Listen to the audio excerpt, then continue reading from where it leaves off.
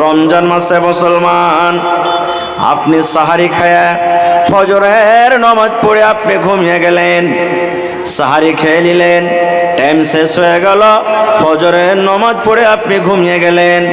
যেমন ঘুমিয়ে গেলেন, ওরে আল্লাহ, এবার ওই রোজার হালাতে রোজা অবস্থাতে আপনার স্বপ্ন দোষ হয়ে গেল, কিংবা দিনের বেলাতে স্বপ্ন দোষ হয়ে গেল, আসরের পর ঘুমালেন স্বপ্ন দোষ হয়ে গেল, ফজরের পর ঘুমালেন স্বপ্ন দোষ হয়ে গেল, 10টা বেলার সময়তে ঘুমালেন স্বপ্ন দোষ হয়ে গেল। যে কোনো টাইমে যে কোনো সময়তে আপনি যখন বিছানায় ঘুমালেন, এবার ঘুমের পর দেখছেন আমার লুঙ্গিটা ভিজে গেছে, আমার স্বপ্ন দোষ হয়ে গেছে, এবারে কি করতে হবে? কত জায়গা থেকে ফোন আসে, মাওলানা রোজার হালাতে আমার স্বপ্ন দেখে গেছে, মাওলানা কি করব? রোজার অবস্থাতে আমার এরকম ভাবে কাজ হয়ে গেছে, মাওলানা কি করবো? এরকম হয় কি হয় না? স্বপ্ন দোষ হয় কি হয় না? এবার কি করবেন? রোজা ভাঙতে হবে না মুসলমান, রোজা আপনাকে রাখতে হবে, রোজা ভাঙতে হবে না। স্বপ্ন দোষ হওয়ার কারণে রোজা ভাঙে না, স্বপ্ন দোষ হওয়ার কারণে আপনাকে জরিমানা লাগবে না, স্বপ্ন দোষ হওয়ার কারণে আপনি গুনাহগার হবেন না। এটা হলো স্বপ্ন দোষ। যদি ঘুমার হালাতে আপনার যদি হয়ে যায়, আপনার রোজা হয়ে যাবে, রোজা হয়ে যাবে, রোজাতে আপনার কোনো কমি হবে না। কিন্তু হ্যাঁ, এই জায়গাতে আর একটা মশলা শুনলেন, যদি কোনো মানুষ রোজার হালাতে রোজা অবস্থাতে যদি বেবির সাথে মিলন করে নেয়, ওটাই কথা, স্বপ্ন দোষ হয়ে গেল, এমনি এমনি রোজা ভাঙবে না।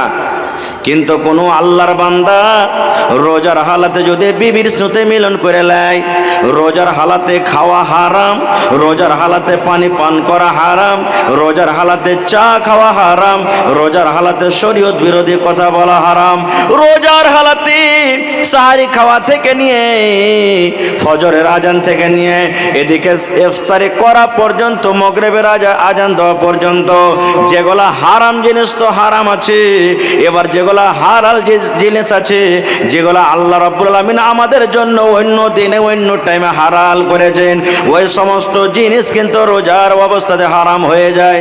এখন বলেন তো, চা খাওয়া হালাল আছে না হারাম? একটু কথা বলেন। কিন্তু রোজার হালাতে রোজার অবস্থাতে হারাম।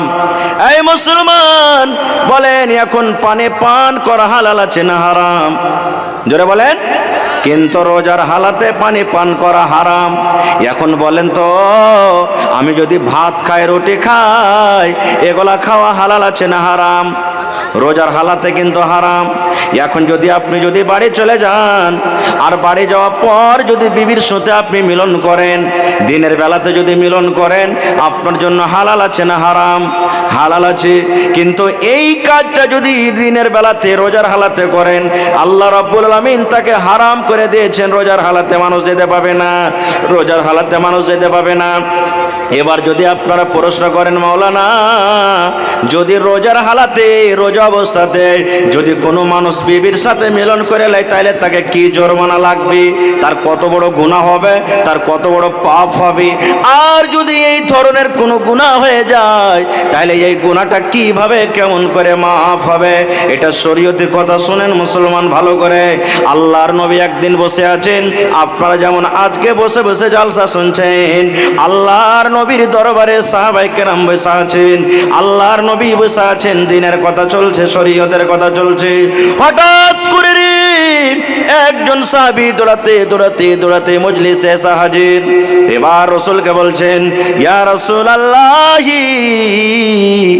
জানাইতো, ইয়া রাসূলুল্লাহ ওয়াকাতু আলা ইমরাতি ওয়া আনা সায়েম। আল্লাহ রাসূল গো, আমার দ্বারাতে খুব বড় গুনাহ হয়েছে, পাপ হয়েছে গো নবীজি, আমি খুব একটা বড় গুনাহ করে ফেলেছি, আমার দ্বারাতে খুব একটা বড় ভুল হয়েছে, যে ভুলটা আমাকে করতে হতো না, যে ভুলটা করার জন্য আল্লাহ রাসূল নিষেধ করেছেন। কিন্তু নবী গো, আমি নিজকে থামতে না পেরে আমি একটা খুব বড় ভুল করে দিয়েছি। কি ভুল গো নবীজি? ওয়াকাতু আলা ইমরাতি, আমি নিজের বেবের ওপরে সওয়ার হয়ে গেছি, মানে বেবের ওপরে আমি বসে গেছি। ওয়ানা সাইমুন, আর আমি রোজার হালাতে নবী গো আমার দ্বারাতে এটা ভুল হয়েছে। নিজের বিবির সাথে আমি মিলন করে নিয়েছি, নিজের বিবির সাথে আমি হামমিস্তারি করেছি, আমি নিজের বিবির সাথে সহবাস করেছি, এটা আমার দ্বারাতে ভুল হয়েছে নবী গো, ভুল হয়ে গেছে। রাসূল বলেন, ও রোজার হালাতে তোমার স্ত্রীর সাথে তুমি মিলন করেছো না? তো জি। এবারে যখন কথাটা শুনলেন আল্লাহর নবী তিনখানা তাকে অপশন দিয়ে দিলেন। ও আমার সাহাবী শুনে নাও, এই হাদিসটা শুধু ওই সাহাবীর জন্য নয়, কিয়ামত পর্যন্ত যত আল্লাহর বান্দা বান্দে জমিন আসবে সকলের জন্য এটা মাসলা ফতোয়া। এই মুসলমান, যদি আপনাদের দ্বারা তো এরকম জীবনে কোনো ভুল হয়ে থাকে, আপনাকে এভাবে জরিমানা আদায় করতে হবে। যদি এই মতো জরিমানা আপনি আদায় না করেন, তাহলে হতে পারে কিয়ামতের দিন আল্লাহর দরবারে আপনাকে ধরা পড়ে যাবেন। কিয়ামতের দিন আল্লাহর দরবারে হিসাবের কাঠ গড়াতে দাঁড় করে আল্লাহ হিসাব নেবেন। কি জরিমানা? আল্লাহ রাসূল তাকে বললেন, সাহাবী রে, তুমি যে ভুল করেছো রে বাবা, তোমার দ্বারাতে যে গুনাহটা হয়েছে, এই গুনাহটা অতক্ষণ পর্যন্ত আল্লাহ রাব্বুল আলামিন ক্ষমা করবেন না, তোমার এই গুনাহটা অতক্ষণ মাফ হবে না যতক্ষণ পর্যন্ত তুমি জরিমানা আদায় না করবে, যতক্ষণ পর্যন্ত তুমি কাফারা না দিবে, যতক্ষণ পর্যন্ত তুমি জরিমানা না দিবে, যতক্ষণ পর্যন্ত তুমি কাফারা না দিবে, অতক্ষণ পর্যন্ত তোমার এই গুনাহটাকে আল্লাহ রাব্বুল আলামিন মাফ করবেন না। সে সাহাবী বলছেন, ইয়া রাসূলুল্লাহ, আল্লাহ রাসূল গো, কাফারা কি আমাকে লাগবে, জরিমানা কি লাগবে, একটু দয়া করে বলেন। আল্লাহ রাসূল বললেন, সাহাবী রে, যাও তুমি বাড়িতে চলে যাও, এই রোজার হালাতে তুমি যে তোমার বিবির সাথে তুমি মিলন করেছো, রোজার হালাতে তুমি তোমার স্ত্রীর সাথে যে মিলন করেছো, এই গুনাহটা মাফ করতে গেলে তোমাকে এক টানাতে 2 মাস রোজা রাখতে হবে। কতদিন রোজা রাখতে হবে? জোরে বলেন। সেই সাহাবী যখন শুনলেন, আল্লাহ রাসূল বললেন, সাহাবী রে, তুমি রোজার হালাতে ভুল করেছো, রোজা হালাতে তোমার বিবির সাথে তুমি মিলন করেছো, এই ভুলটা যদি মাফ করতে চাও তুমি বাড়িতে চলে যাও, এক টানাতে এক লাগাতারে তোমাকে 60টা রোজা রাখতে হবে, তোমাকে 2 মাসের রোজা রাখতে হবে। যদি তুমি 2 মাসের রোজা না রাখো, তাহলে আল্লাহ রাব্বুল আমিন তোমার এই গুনাহটাকে মাফ করবেন না। যখন কথাটা বলা, সে সাহাবী তখন বলছেন, হুজুর, 1 মাস রোজা করতে যায় ব্যাপারটা এরকম ভুল করে বসে আছি, আর 2 মাসের রোজা কেমন করে করবো, এটা সম্ভব নয়, না পারবো না। এটা 1 মাস রোজা করতে গিয়ে মনটাকে থামতে পারলাম না, এরকম ভুল কাজ করে বসে আছি, আর 2 মাস রোজা কেমন করে করবো, না, এটা আমার দ্বারাতে সম্ভব না, এটা পারবো না। কো আল্লাহ রাসূল বলছেন, পারবে না, না তো না। এবার নবী বললেন, ওরে আমার সাহাবী শুনে নাও, 2 মাস তুমি যদি রোজা করতে না পারো, তুমি বাড়িতে চলে যাও, একটা গোলাম তুমি আজাদ করে দাও, একটা চাকরকে আজাদ করে দাও, একটা গোলাম কিনে তুমি আজাদ করে দাও। যত টাকা লাগবে, লাখ টাকা লাগুক, 50,000 লাগুক, 10,000 লাগুক, 5,000 লাগুক, 40,000 লাগুক, যত টাকা লাগবে, একটা চাকর একটা গোলাম কিনে তুমি আজাদ করে দাও। এই যে কাজটা যদি করতে পারো রে বাবা, আল্লাহ রাব্বুল আলামিন তোমার গুনাহকে মাফ করে দিবেন। এবার সেই সাহাবী বলছেন, ইয়া রাসূলুল্লাহ, আমি গরিব মানুষ, এত টাকা জীবনে কোনোদিন চোখে দেখিনি, আমার কাছে টাকা নাই, গোলাম কিনতে পারবো না, গরিব মানুষ আমি, গোলাম কেনার আমার ক্ষমতা নাই, কেমন করে গোলাম কিনবো, আমি গোলাম কিনতে পারবো না গো নবীজি, আমার গোলাম কেনার ক্ষমতা নাই। তাইলে গোলামও কিনতে পারলেন না, আর 2 মাস রোজাও রাখতে পারলেন না, দুটা শেষ। 3 নম্বরে নবী বললেন, বাবারে যদি তুমি 1 নম্বরে গোলাম আজাদ করতে না পারো, 2 নম্বরে যদি এক টানাতে 2 মাসের রোজা না রাখতে পারো, 3 নম্বর তোমাকে অপশন দিলাম, 3 নম্বর তোমাকে কাফারা আদায় করতে হবে। 3 নম্বরে তোমাকে শরীয়তের জরিমানা হলো বাড়িতে চলে যাও আর 60টা ফকিরকে মিসকিনকে খুঁজে খুঁজে খানা খাইয়ে দাও। মালদারকে খেতে হবে না, ধনী লোকের দাওয়াত দিতে হবে না, মালদার টাকাওয়ালাকে তোমাকে ডাকতে হবে না। যারা সমাজের মধ্যে যারা মিসকিন, সমাজের মধ্যে যারা মিসকিন, সমাজের মধ্যে যারা ফকির, ওই সমস্ত মিসকিনকে ডেকে ডেকে ডেকে 60টা মিসকিনকে তুমি খানা খাইয়ে দাও। 60টা মিসকিনকে যদি খানা খাওয়াইতে পারো, আল্লাহ রাব্বুল আমিন তোমার এই গুনাহকে মাফ করে দিবেন। তখন সেই সাহাবী বলছেন, হুজুর কয়দিন থেকে নিজেই খাইতে পাইনি তো কাকে খাওয়াবো? কি বলছেন? হাদিসের কথা, গল্প নয়। কি বলছেন? নিজেরই পেটে দানা নাই নবী সাহেব, কাকে খাওয়াবো? এটাও আমার সম্ভব নেই, পারবো না। তাহলে গোলামও আজাদ করা হলো না, 2 নম্বরে রোজাও করা হলো না, 3 নম্বরকে মিসকিনকে খাওয়ার দেওয়া হলো না। এবার কি হবে? বসে আছেন, বাবা চিন্তা করছেন আল্লাহ কি হবে। ইতিমধ্যে হঠাৎ করে একজন সাহাবী 1 বস্তা খাজুর, 1 বোঝা খাজুর, 1 বোরা খাজুর আল্লাহ নবীর দরবারে হাজির করে দিয়েছেন। ইয়া রাসূলুল্লাহ, এই খাজুর আমি নিয়ে আসলাম বাড়ি থেকে, আপনাকে দিয়ে দিলাম, আপনার যা ইচ্ছা খাজুর আপনি তাই করেন। এবার খাজুরের যখন বোরা নবীর পাঞ্জরে হাজির হয়ে গেছে, একটা লোক যখন অন্য সাহাবে জমা করে দিলেন, এবার রাসূল বলছেন, আইনা সাইল, এ সাইল করে, এই সাইল কই? ওই সাইলটা আমাকে প্রশ্ন করেছে, ওই সাইলটা কই? এবার সাইল দাঁড়িয়ে গেলেন, ইয়া রাসূলুল্লাহ আমি এখানে আছি। আল্লাহ রাসূল বললেন, ও আল্লাহর বান্দা, তুমি একটা গোলাম আজাদ করতে পারবে না, গোলাম আজাদ করার তোমার ক্ষমতা নাই। 2 নম্বরে তুমি রোজাও রাখতে পারবে না, 3 নম্বরে তুমি ফকির মিসকিনকে খানা দিতে পারবে না। তাহলে বাবারে এই 1 বস্তা খাজুর তোমাকে আমি দিলাম, এই 1 বস্তা খাজুর তুমি নিয়ে চলে যাও আর ফকিরকে খুঁজে খুঁজে 60টা ফকিরকে মিসকিনকে তুমি খানাটা দিয়ে দাও। 60টা ফকির মিসকিনের মধ্যে খাজুরটা তুমি বেটে দাও। যাও, এই যে 1 বোরা খাজুর আছে, অমুক সাহাবী এনেছে, তুমি এই খাজুর কটা নিয়ে যাও আর নিয়ে যে তুমি 60টা ফকির মিসকিনকে তুমি বেটে দিবে, যাও।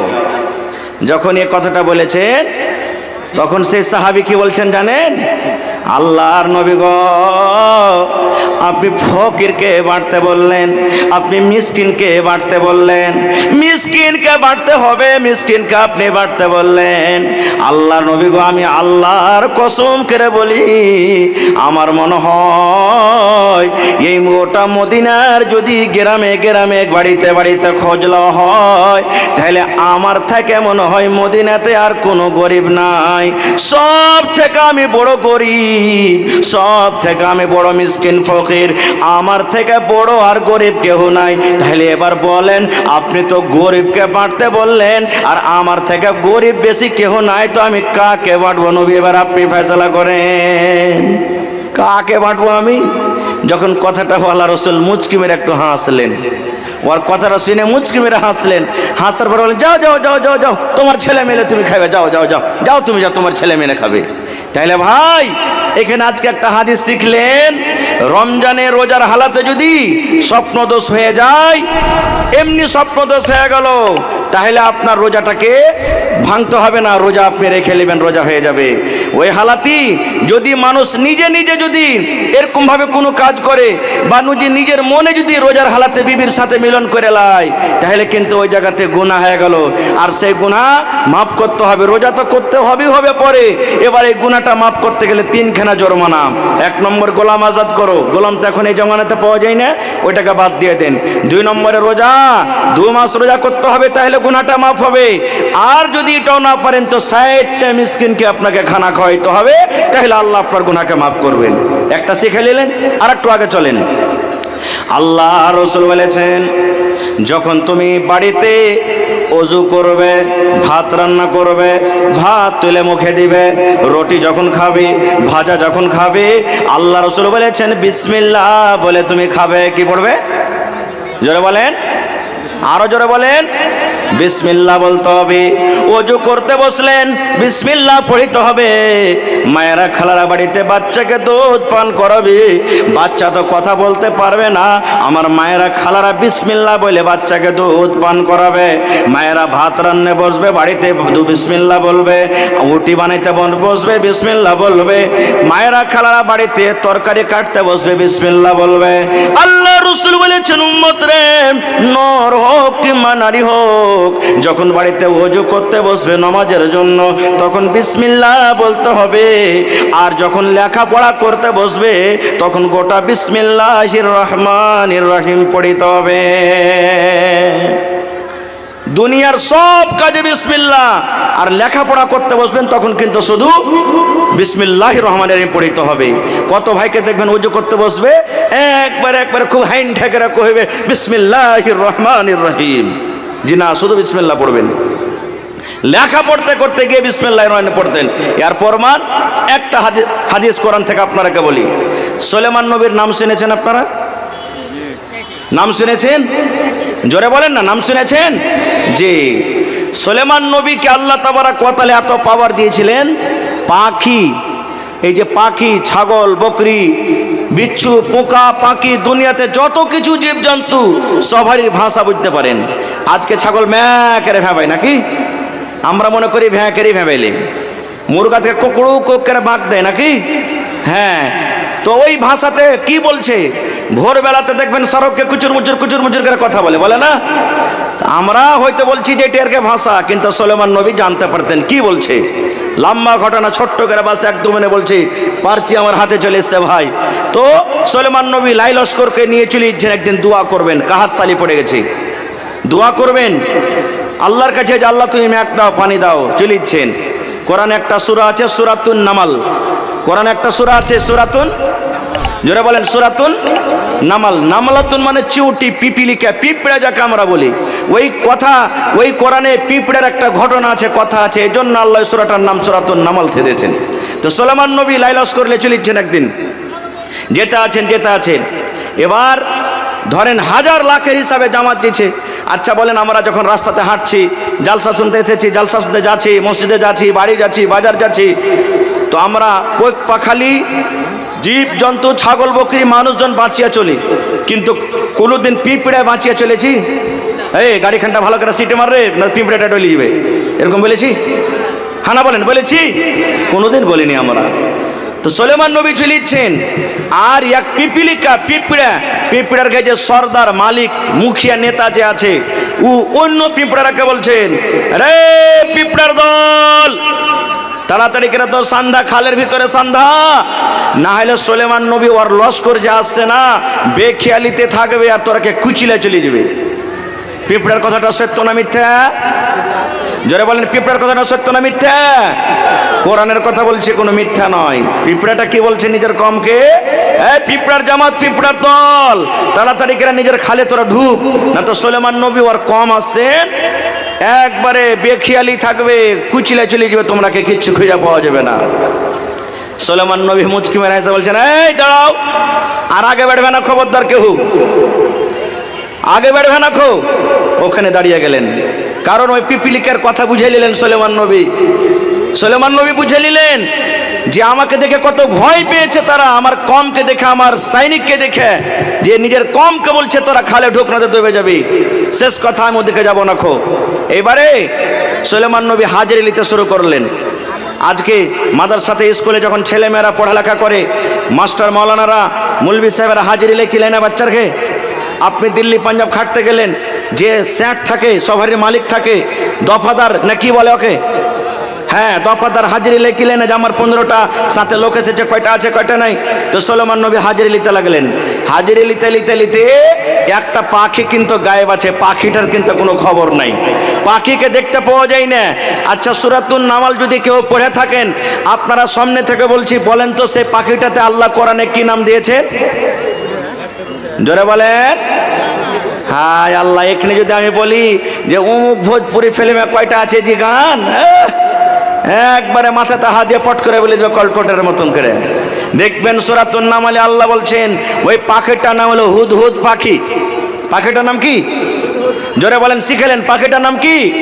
হ্যাঁ, যারা বুড়া বুজুর্গ আপনারা শিখেলেন। এটা সওয়াল হলো, কোনো বেটা ছেলেকে দেখতে যাবে না, এই পড়ালেখা করেছি, কোরআন পড়েছো না তো? হ্যাঁ, কোরআনের ভিতরে কোন একটা পাখির নাম আছে বলো তো সূরাতুন নামলে? হ্যাঁ, হুদহুদ পাখির নাম। হুদহুদ পাখিকে কিন্তু দেখতে পাওয়া যায় না। যখন পাখি নজর আসে না, এবার সুলাইমান নবী বলছেন, কই হুদহুদ পাখি, পাখি তুই কোথায় গেলি রে? পাখি তুই কোথায় গেলি, আমাকে তুই বলে গেলি না। হুদহুদ পাখি কোথায় চলে গেল? এবার সুলাইমান নবী কসম খেয়ে বলছেন, এরা হুদহুদ পাখি তুই শুনেলে, যদি তুই ভালো খবর আমার কাছে আনতে পারলে তোকে রেহাই করব। যদি ভালো মতন সত্য খবর যদি আমার কাছে আনতে পারিস তোকে ছেড়ে দেব। আর যদি তুই ভালো খবর আমার কাছে আনতে না পারিস তাহলে তুই আমাকে ফাঁকি দিলি, আর ফাঁকি দেওয়ার সাজা তোকে আমি খুব কঠোর সাজা দেব। আর না তো তোকে দুনিয়া থেকে আমি বিদায় করে দেব, তোকে কাতাল করে দেব। বলছে পাখি তুই কোন জায়গাতে আছিস শুন, ভালো মতন যদি খবর আনতে পারিস তো ঠিক আছে, আর যদি ভালো খবর আনতে না পারিস, বাহানা দিস, আমাকে ফাঁকে দিস, তাহলে তোকে আমি কঠোর সাজা দেব, আর না হলে তোকে জবাই করে দেব। একবারে সুলাইমান নবী বলে দিলেন। এই করতে করতে হুদহুদ পাখি এসে হাজির হয়ে গেল, মজলিসে হাজির হয়ে গেল। যখন হাজির হয়ে যাওয়া, এবার সুলাইমান নবী বলছেন, হুদহুদ তুই কোথায় গেছিলি বল, আমাকে না জানিয়ে তুই কোথায় গেছিলি বল, বল হুদহুদ তুই কোথায় গেছিলি, বল রে হুদহুদ কোথায় গেছিলি, কোন কারণে কোন জায়গাতে গেছিলি? এবার হুদহুদ পাখি নিজের ভাষাতে সুলাইমান নবীকে বলতে লাগলেন। এবার বলেন সে পাখির ভাষা সুলাইমান নবী বুঝতে পারবেন না পারবেন না?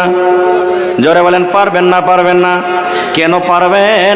আল্লাহ পাখির ভাষা শোনার বোঝার জন্য সুলাইমান নবীকে আল্লাহ মুজিজা দিয়েছিলেন। এইবারে পাখি বলতে লাগলো, সুলাইমান নবী আমি আপনার রাজ্য আপনার দেশ থেকে অনেক দূরে একটা দেশ আছে মুলকে সাবা, সাবা দেশে আমি চলে গেলাম। ওরে আল্লাহ, ওই সাবা দেশের মালিক, সাবা রাজ্যর মালিক, ওইখানকার যে সর্দার, ওইখানকার যে মুখিয়া কিংবা ওইখানকার যে রাজা, ওখানকার রাজা ওইটা পুরুষ নয়, সেটা হলো একজন মহিলা। তার নাম বিভিন্ন নাম দিয়েছে, তার মধ্যে একটা নাম দিয়েছে ওই রাজ্যের মালিক হলো কে? বিলকিস, তার নাম বিলকিস। বিলকিস মুলকে সাবার মালিক। আজকে যেমন আমাদের বিহারের মালিক হলো কে? শ্রী নীতিশ কুমার নাকি?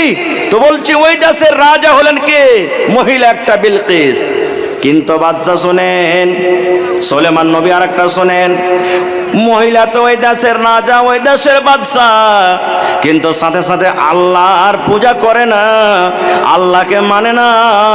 সেই চাঁদকে আল্লাহ মানে, সূর্যকে আল্লাহ মানে, আসমানকে আল্লাহ মানে, পাথরের পূজা করে, আল্লাহর পূজা করে না, গায়রুল্লাহর পূজা করে। আমি নিজের চোখে দেখে বুঝে এলাম। এবার যখন কথাটা বলে দেওয়া, ওরে আল্লাহ, সুলাইমান নবী তখন বলছেন, পাখি রে কি বলছিস রে পাখি, হুদহুদ তুই ভালো করে বল। বলছে হ্যাঁ জাহাপানা, আমি এটা চোখে দেখে এলাম। সুলাইমান নবী আমি নিজের চোখে দেখে এলাম যে ওই মুলকে সাবার মালিক, মুলকে সাবার বাদশাহ হলো বিবি বিলকিস, ওখানকার মহিলা। আর ওই মহিলা আল্লাহকে মানে না, ওই মহিলা আল্লাহর পূজা করে না, গায়রুল্লাহর পূজা করে। যখন বলছেন যে তুই ঠিক বলছিস না, তো হ্যাঁ বলছে, আর প্রমাণ তোকে দিতে হবে। বলছে হ্যাঁ দিয়ে দিব। বলছে কি? একটা চিঠি নিয়ে যা। ইসলামের কতখানি কাজ করছে ভাই মুসলমান দেখেন। সুলাইমান নবী বলছেন তোকে চিঠি লিখে দিব, তুই নিয়ে যেতে পারবি? বলছে হ্যাঁ চলে যাব। বলে ঠিক আছে যা। এবার সুলাইমান নবী চিঠি লিখতে লাগলেন। চিঠি লেখো, ইন্নাহু মিন সুলাইমানা ওয়া ইন্নাহু বিসমিল্লাহির রহমানির রহিম। গোটা কোরআন মাজিদ খুলে দেখবেন, গোটা কোরআনের শুরুতে প্রথমে বিসমিল্লাহ, বিসমিল্লাহির রহমানির রহিম লেখা আছে, বিসমিল্লাহির রহমানির রহিম লেখা আছে, বিসমিল্লাহির রহমানির রহিম লেখা আছে। কিন্তু সূরাতুন নামলে দেখবেন ওই সূরার ভিতরে দুটা বিসমিল্লাহির রহমানির রহিম আছে। একটা কোরআনের শুরুতে বিসমিল্লাহির রহমানির রহিম আছে, আর একটা ওই যে সুলাইমান নবী বিলকিসকে চিঠি লিখেছিলেন, ওই বিলকিসকে চিঠি লেখার শুরুতে বিসমিল্লাহির রহমানির রহিম লেখা আছে। এই জন্য কোরআনে ওই সূরাতুন নামলে, সূরাতুন নামলের ভিতরে একটা বিসমিল্লাহ আপনি পাবেন, মানে সূরাতুন নামলে দুটা বিসমিল্লাহ লেখা আছে। ওদিকে আমি আর যাব না, মেলায় ঘটনাটা লম্বা আছে, আল্লাহ বাচ্চারাকে ইনশাল্লাহ কোনোদিন বলবো। বলার উদ্দেশ্য হলো এই যে আপনি যখন লিখতে পড়তে বসবেন তো বিসমিল্লাহির রহমানির রহিম বলে শুরু করবেন। ওর দলিল একটা হয়ে গেল যে সুলেমান নবী বেলকেসকে যখন চিঠি লেখে তখন বিসমিল্লাহির রহমানির রহিম লিখেছিলেন। আরো অন্য অন্য আরো হাদিসের অনেক দলিল আছে, আমি ওদিকে যাবো না খো। তাহলে পড়ালেখা বাদ দিয়ে দুনিয়ার সব কামে বিসমিল্লাহ। এবার বলবেন হাজি মৌলানা চা খেতে বসেছি, এই একটা চা দে রে ঝড়ু, একটা চা দে, লালটুর একটা চা দে। চা আপনি দিয়েছে, বাস বিসমিল্লাহ বলেন নি, খাইতে শুরু করে দিয়েছেন, আধখানি শেষ। আরে পানি যেত হালেমার মা, পানি যেত রে, পানি পান করতে করতে আধ গিলাস শেষ, বিসমিল্লাহ বলতে ভুলে গেছেন। ভাত খেতে বসেছেন, ভাত খেতে আপনি বিসমিল্লাহ ভুলে গেছেন, এবার কি করবেন? এবার যদি বিসমিল্লাহ না বলে শুরু করে থাকেন তাহলে আপনার হালাত অবস্থা কি জানেন? আল্লাহর নবী বলেছেন, আমার উম্মতের দল তোমরা শুনে নাও, যখন তুমি খেতে বসলে বিসমিল্লাহ বলে তুমি শুরু করবে। ভাত খাবে, রুটি খাবে, ছাতু খাবে, দুধ খাবে, বিসমিল্লাহ বলে শুরু করো। এবার যদি তুমি বিসমিল্লাহ বলে না খাও, বিসমিল্লাহ বলে যদি তুমি না পান করো, যদি তুমি খানাতে বিসমিল্লাহ না বলো, তাহলে তোমার সাথে সাথে শয়তান খানা খাবে। আপনারা জানেন আমার সাথে একটা বাচ্চা খেতে বসেছে, এবার বলেন দুই বন্ধু একসাথে খেতে বসেছেন, এবার খেতে খেতে একটা বন্ধু খেতে খেতে হঠাৎ করে থালাতে খাওয়া গলা উল্টি করে দিলে, বলেন আপনার মনটা খারাপ হবে না? হবে না? হবে না? হবে না? আপনি খেতে বসেছেন, আপনারই বাচ্চা, আপনারই জন্ম দেওয়া বাচ্চা, 5 বছর 7 বছর 10 বছরকার বাচ্চা, এখানে আপনি খেতে বসেছেন, 2 হাত দূরে পায়খানা করে দিলে মন খারাপ হবে না? হবে না? বলেন হবে না? হবে না? এই মুসলমান, যদি এরকম ভাবে দুনিয়াতে মন খারাপ হয় তাহলে নবীর হাদিস একটু শুনেলেন। আল্লাহ রাসূল বলেছেন, উম্মতরে যদি তুমি বিসমিল্লাহ বলে খানা না শুরু করো, তোমার সাথে সাথে শয়তান খাবে। শুধু খাবে না রে, খাবে না, ওই শয়তান যা নিজে খাবে থালা থেকে, তোমার থালিতে আবার উল্টে বমি করবে, তোমার থালিতে উল্টি করবে, আর সাথে সাথে ওগুলা তুমি আবার ওই শয়তানের উল্টি করা গলা নিজের পেটের ভিতরে ভরবে, যেটা তুমি নিজের চোখে দেখতে পাও না। এবার যদি বলেন মাওলানা বিসমিল্লাহ বলতে ভুলে গেলাম, এবার অর্ধেক খাওয়া হয়ে গেল, 3 ভাগের 1 ভাগ খাওয়া হয়ে গেল, 4 ভাগের 1 ভাগ খাওয়া হয়ে গেল, কিংবা গোটা পানি পান করা হয়ে গেল মাত্র 1 ঢোক আছে, গোটা গিলাসের দুধ পান করা হয়ে গেল 1 ঢোক মাত্র আছে, কিংবা 1 লালা মাত্র 1 লোকমা ভাত আছে। এবার আমার বিসমিল্লাহ বলেনি, আমার মনে পড়ে গেল, এবার কি বলবো? আল্লাহ রাসূল বলেছেন, উম্মতরে তুমি যদি বিসমিল্লাহ বলে খেতে বসেছো আলহামদুলিল্লাহ, আর যদি তুমি বিসমিল্লাহ বলে খেতে বসনি, তুমি ভুলে গেছো, যদি খাওয়ার মধ্যখানে কিংবা শেষের দিকে তোমার যদি মনে চলে এলো আমি বিসমিল্লাহ বলতে ভুলে গেছি, রাসূল বলেছেন তুমি বিসমিল্লাহি আউয়ালুহু ওয়া আখিরুহু, তুমি এই দোয়াটা পড়ে নাও, বিসমিল্লাহি আউয়ালুহু ওয়া আখিরুহু। এই দোয়াটা যদি তুমি পড়ো তাহলে তোমার সাথে সাথে যেগুলা শয়তান খেয়েছে তোমার থালির বাইরে সে উল্টি করে তোমার থালি থেকে সে হটে যাবে। নারে তাকবীর! ভাই আমার, তাহলে আর একটা হাদিসের কথা বলে দিই।